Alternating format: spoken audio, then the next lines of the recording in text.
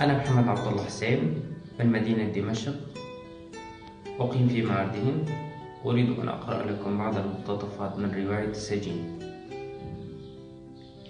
في ساعة الاحتضار، حيث تريد الروح أن تغادر ولا يبقى في الأفق إلا القليل من الأمل، تأتينا من بعيد من وراء الأفق، تجمعين الأزهار والبذور وتوزعين البسمة والفرح وتسامحينني على فعلتي. حينها فقط تندم الروح كثيرا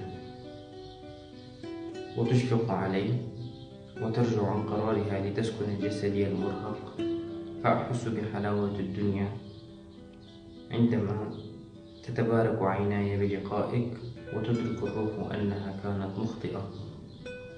هبي يا ريح، فلي كلمات أريد أن توصليها لحبيبتي، كما أريدك أن تتحولي إلى نسيم بمجرد أن تصلي لعتبة بابها، فحبيبتي رقيقة ناعمة، لا أريد لقسوتك أن تخدش خديها الناعمين. نعومة الياسمين.